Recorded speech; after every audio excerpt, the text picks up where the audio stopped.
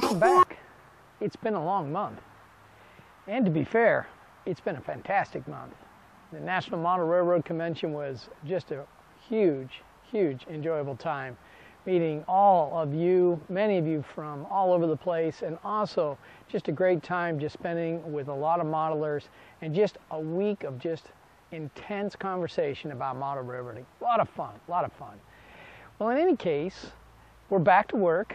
We had a first work party last week, and I kind of got I had a few friends visit that don't normally come up here and who are regular watchers, and they gave me some really interesting information. And one of them was they didn't realize how large the railroad was because the videos didn't really portray it.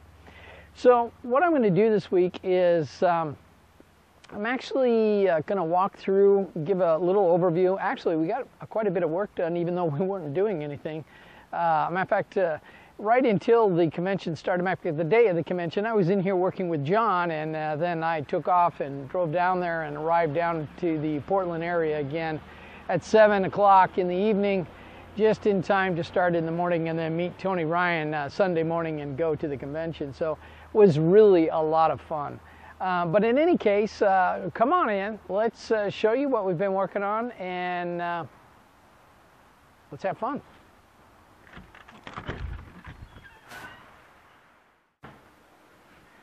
Well, here we are at the dispatcher's desk, and one of the things I picked up from the convention was CATS. Now, CATS works with JMRI.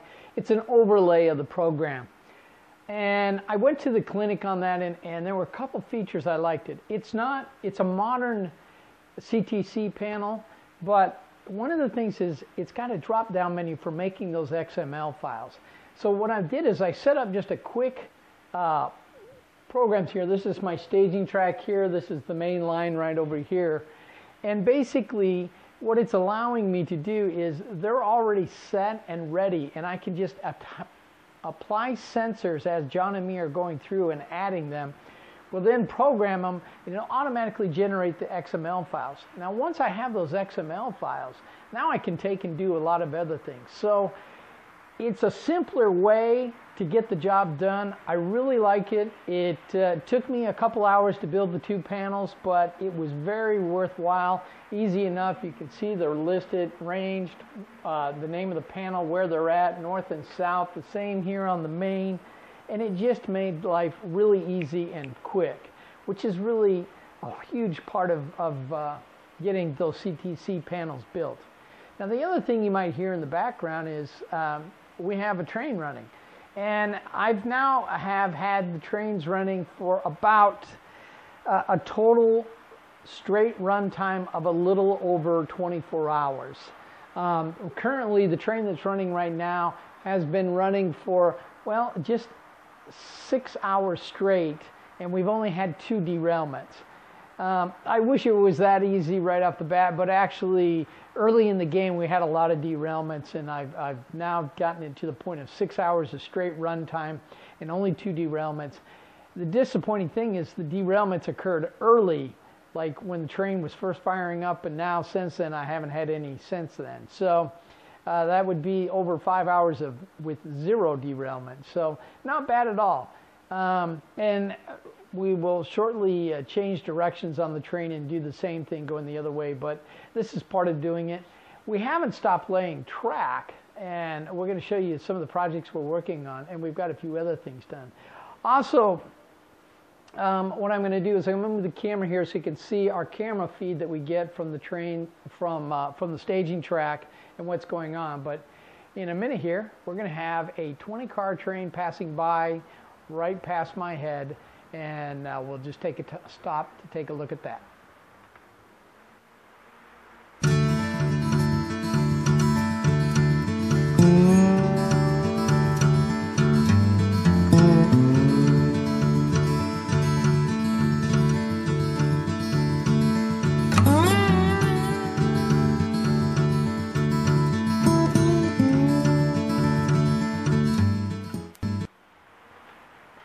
Now, one of the things that I'm expecting my dispatcher to be able to do is not only run the CTC panels, but to be able to set up and run the staging yard. The staging yard will be set. It consists of 8 tracks.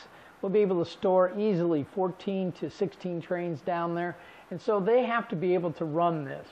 And so what I have here is a CTC camera setup. This is an 8 camera setup. We're only using 6 of the cameras to actually view the layout here. And we can actually watch the train travel through and right back out on top. So it really helps the dispatcher in dealing with it. He has a perfect view looking down both ladders and can see if something's fouling altogether. So, and we're going to show you what I did. You know, I was working with the lights and we talked about LED strips and that they didn't really cover throwing the deep throw. But here in this environment here, underneath in my staging yard, you're going to show you where the LED lights are. They worked out just fantastic. So in any case, that's what we got right here, and we'll pick it up from there. Well, here we are in Colorado Springs, and this is our next project. Next week we'll be working on laying this yard, and I will be hand building turnouts over the next couple days to get set for this and to keep moving on. One of the other things we did is we put up this plexiglass edge along the edge. It's high enough that the train sits behind it, and it's really kind of nice because the train comes very close to the edge of the table at this side right here. And we have little guests that come and enjoy. Matter of fact, we had several young guests, all under the age of 7, come out and visit the train. And with the trains running, they get very excited. So it's nice to have them so they won't touch the ends. This is where the train gets closest to the table. So on each of the ends of the layout where the lobes are at, those are tied into there. And these plexiglass shields are a little over 16 feet long as they go around the whole thing. It was a very simple and easy project to do. And I really do like the effect of it. It's probably not great for photographing, but you know, I don't photograph every day of the week, so it's fine. But if I want to, I just simply take the screws out. I can take it down and get in and take a nice clean shot and then put it back up. But it's really nice to have guests. The other thing is when other people come along, they don't bump into the train or go out here if the train's coming by. And as you're going to see here, the train's going to be coming through again pretty soon. And so it's kind of nice just to have that there so I can turn around and walk away and not have to worry about little hands. Now, Sean pointed out a very good point that stuff will get caught in between here, between the two things. What we'll do is we'll eventually tape this off and we'll paint it so you can't see anything in between. And look at it, here comes the train. Now, this is my shortest peninsula, by the way, this one here. This peninsula is only 14 feet from the wall to here, and it's also the tightest radius on the entire layout right here.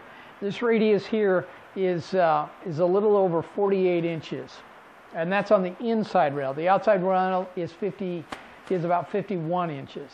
So this is my tightest radius through here, and really don't have any problems with a tight radius coming through there, with the exception of my heavyweight passengers, which I'll have to do some modifications to get around. So in any case, also while I'm thinking about it, on this peninsula here, this is the standard peninsula. I have 2 of these peninsulas. These peninsulas are 25 feet long, and on the outside edge they are 67 inches wide, and they actually narrow down there at some point. Matter of fact, where the camera's out right now, between both sides, the layout is only 3.5 feet wide, where out here it's 67 inches wide here at the widest spot. So that kind of gives you an idea. And we have over 3 feet of space in between each of these peninsulas here. So there's 3 feet, at least 3 feet. There's one spot on the layout where it's not, and I'll show that to you. It's only 28 inches wide. We gave up a few inches to accomplish a task, but it's worthwhile. So in any case, let's take a look at what we've been doing also with screening on our open bench work. Well, here we are. We're on the main line, the single track main line from Loveland to Longmont. And as you can see, we have some scenery contours beginning to come in here, and it's nothing more than nylon screen. Now, I love open bench work, don't get me wrong. It's fantastic. You can create the scene, and the earth is here first, and then the track is laid on top of it. It really creates the image that you're looking for. And this fascia and all will be cut away to meet the contours of the landscape when we get to it.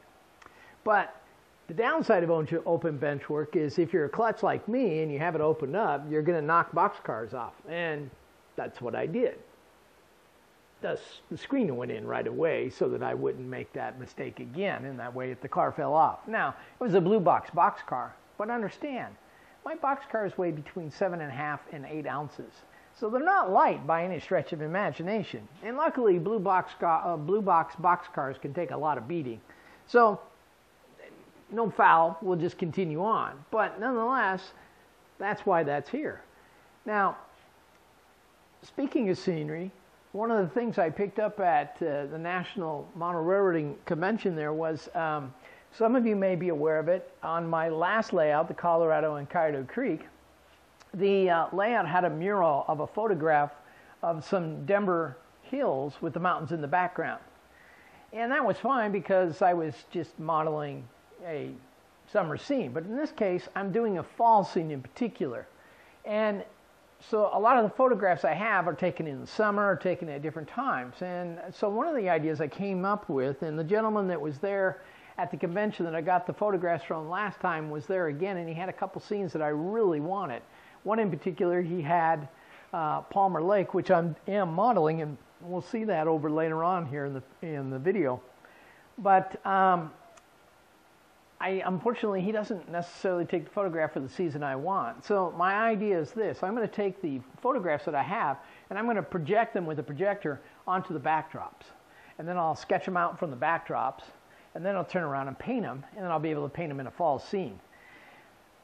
One of the reasons I'm going to paint also is that there's this discussion about, the photographs look so great, they take away from the models and all that type of stuff. And photographs are really great, but some of the photographs, well, to be fair, they were taken in 2014, 2013, and it's just not the same as it was in 1959. So it's a balance, and that's what I'm going to be doing. I'm going to do a paintings this time, which means who's ever painting the backdrop has to do it the same all the way throughout.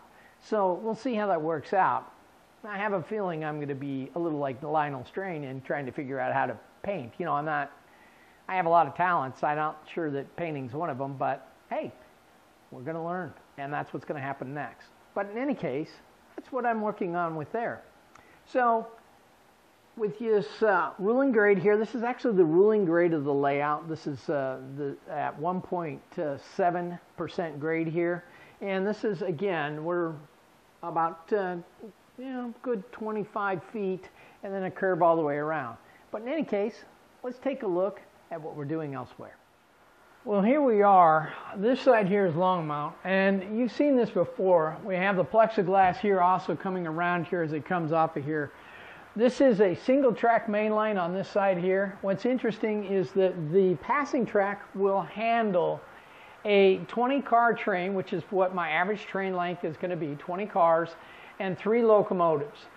There's actually a little more room in there. I could probably get as much as a 24-car train in there real easily, but it's nice to have it tight enough that it's not that easy that if you have a long drag in there, you're going to have to work it through a bit. So that's kind of coming through here. This part of it, the layout here, this is going to be way back in the back. That's where the Great Western Sugar Plant, sugar mill that was there in Longmont is going to be right here in the corner. And this will be an industrial area where the trains will actually come in, the locals will, and drop off sugar beets and things like that.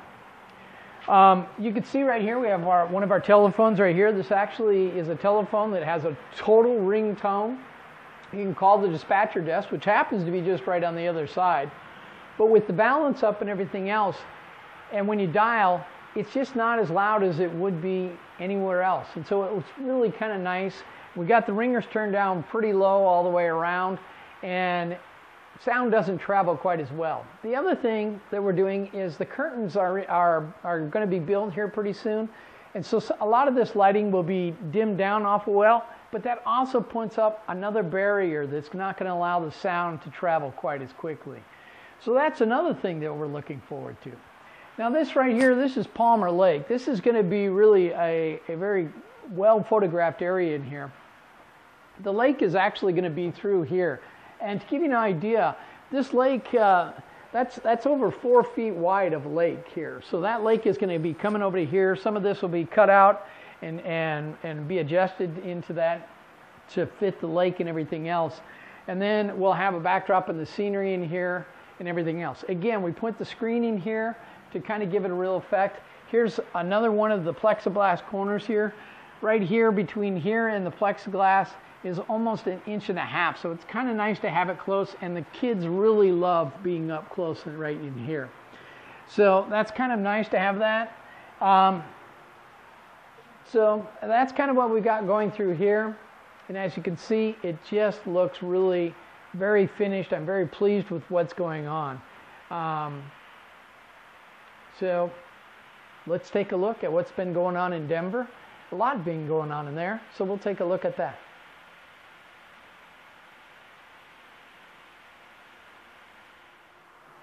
Well, here we are in Denver, and below Denver here is the main body of the staging yard, and the staging yards on both ends, from end to end of my double-ended staging yard, is a little over 36 feet long. So it actually spreads most of the across here. This part of the layout here is probably the longest length you're going to see on the layout. This portion of the layout from end to end, from one end to the Denver to the back end of the Denver, is over 30 feet long. 30 feet and a couple inches. The building's about 30 by 28, so it's about pretty close to the full size there. So, some of you may have seen on Facebook that I had a mistake in laying my yard and I relayed it. The yard is all done and relayed. I'm actually going to show you some slides to really give you an appreciation of the double-ended here. But to kind of give you an idea, this is my main line right here. This is, of course, the passenger yard and the passenger station facility. This is Rice Yard. And granted, it's not one-for-one because Rice Yard was enormous, but nonetheless, it gives us a great perspective here. But this is my main line, my arrival departure track. I have 4 shuffling tracks for storage, and then I have the working track right here in front of us. The working track is the shortest track. This is a track where probably most of the time the folks, the yard master and all, is going to be sorting cars out, looking at numbers and getting them into the right blocks. That gives you north, south, east, and west, and arrival departure track. So it really will be handy going through there. The main line is elevated about 10 inches above everything else as it comes through here. And there you can see that we have 4 tracks for our passenger trains to load and unload. To give you an idea, Denver Union Station over here is over 3 feet long.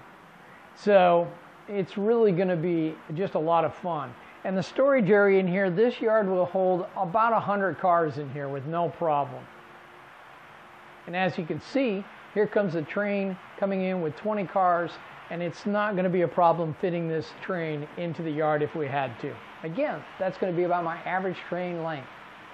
This here is 16th Avenue, which happens to be exactly where it's located, just down from Union Station. It's not as wide as it is. Some of the folks that came to visit actually are very familiar with Denver, just like me, and immediately commented on that. And I said, I know, but we'll do something down the road. It's just right now a very good placeholder to take a look at that. Matter of fact, all the buildings here are placeholders with the exception of Denver Union Station. So in any case, let's take a look at what we've been doing with the yard, and we'll get you a kind of an overview and see what's going on there.